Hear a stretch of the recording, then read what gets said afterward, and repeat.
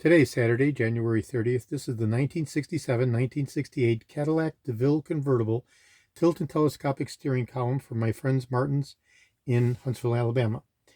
I've done a level 10 complete restoration, and this is video number 3 out of a 3-video set where we're going to do a functional validation test of the tilt and telescopic features as well as the electricals. This is the 385 original saddle brown interior trim code for the 68 367F DeVILLE convertible. So we're going to go ahead now and actuate with the tilting lever. And we have the full down position, partial down, neutral, partial up, and the full rise. So that's the 5 degrees of freedom. Put it back to neutral. And that's the 5 degrees of freedom, 5 incremental positioning for the tilt feature. Now the telescopic neck basically is infinite movement, and a quarter of a turn locks it in place. Okay, infinite movement, quarter of a turn locks it in place. So we've tested all 5 degrees of freedom of the tilt feature, the infinite movement of the telescopic. I've got the handle which protrudes up through the back cover of the steering wheel, reversed for purposes of shipping. So that'll go forward, up and out when it's installed into the vehicle.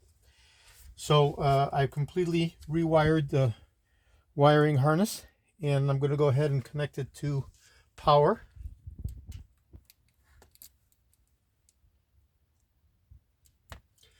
And I'm going to actuate the turn signal. Now right now we're currently upside down. So I'll go ahead and push it up this way, which would be indicative of a left-hand turn. And I'll go ahead and touch the wires, which correspond to the front left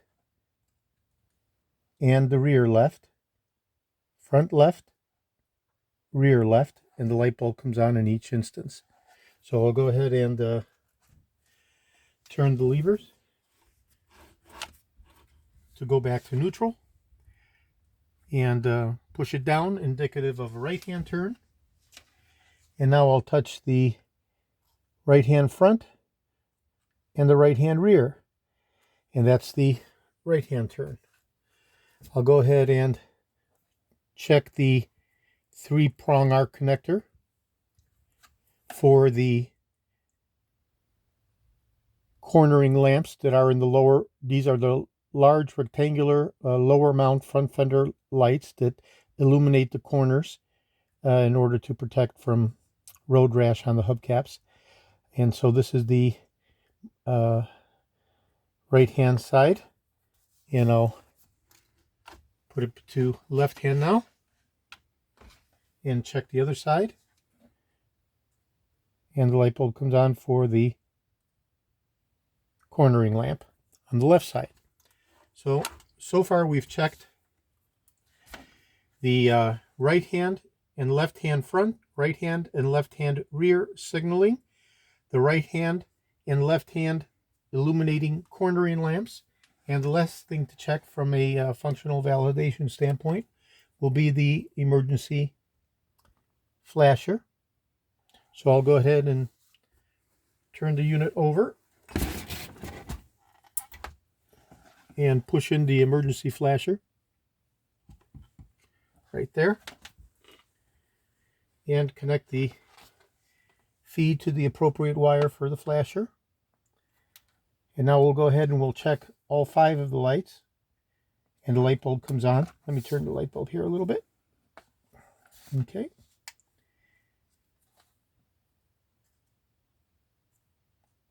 So in the emergency hazard mode, all 5 of the lights come on. The brake light, the right and left front, and the right and left rear.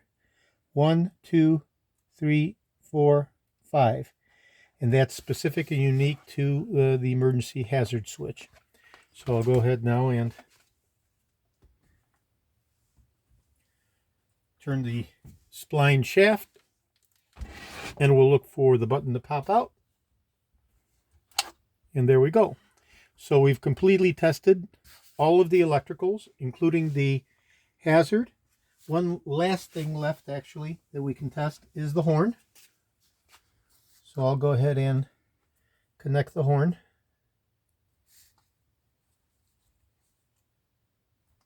And we'll do that by reaching over to touch the copper tabs and be looking at the light bulb. And the light bulb comes on. Are we getting the light bulb in the video? Okay, and that's how we test the horn. So we've tested the horn connection and we have continuity. We've checked the 5 wires that are specific and unique to the hazard. We've tested the front and rear, left and right signal lights, and the left and right cornering lamps. So we have a fully functioning, totally rebuilt level 10 restoration for my friends at Martin's in Huntsville, Alabama. And this will be going out to them as soon as I get their okay to ship reply confirmation, along with the beautiful original vintage fully restored 485 trim code steering wheel to accompany the steering column, as they're getting both the tilt and telescopic steering column as well as a fully restored steering wheel. This is George in Florida. I have over 75,000 original vintage parts for the 1967 to 1970 Cadillacs, over 375,000 original vintage 1959 to 1978 Cadillac items overall. I'm best known for my restoration of the steering wheels, steering columns, the power seat mechanisms, instrument clusters, and other critical hard-to-source components. Today is Saturday, July 30th. This is George in Florida. I'm sorry, January 30th. Thank you very kindly.